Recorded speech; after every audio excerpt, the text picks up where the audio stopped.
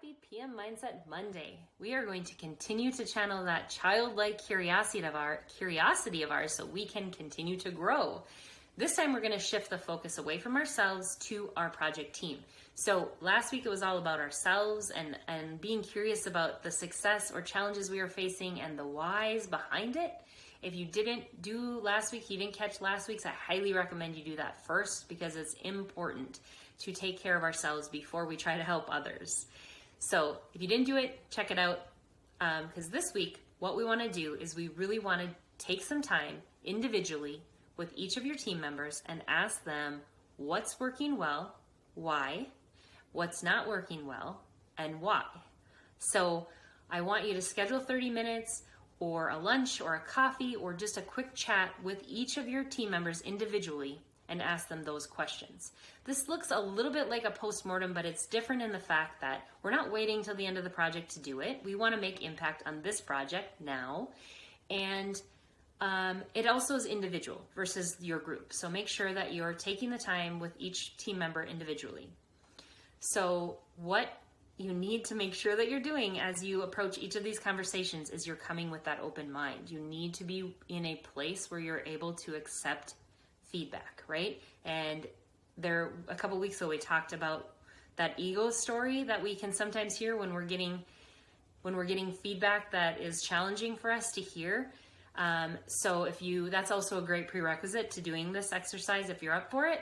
The idea being we want to be in a good position to hear what our team members are telling us so that we can make change. We can think about how we can create a better experience for the team member.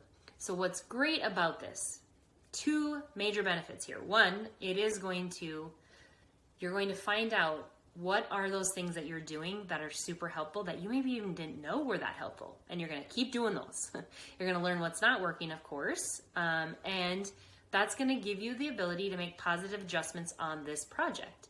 You're going to hear patterns. Every time I've done this, I've absolutely heard patterns of what's working and what isn't. And so when you're hearing those patterns, those are definitely the time you're going to be able to say, okay, I've got to make that a priority to make that adjustment. That's going to help everyone, right? So that's going to give you that chance to make those positive adjustments. The second thing it does is it's going to build that trust with your team because you are reaching out to them to say, I care about the experience that you're having. I want it to be the best experience we can make it.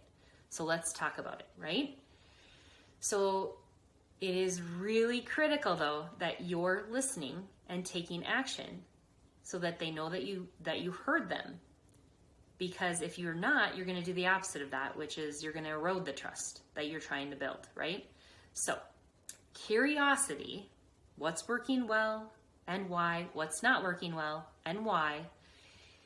Listen more than you talk. It's our first step forward to making really positive change, not only for ourselves, like we talked last week, but also for your project team and your project outcomes. It is a small but mighty step. So I challenge you to take it this week. Channel that curiosity, that childlike curiosity, and ask your team why.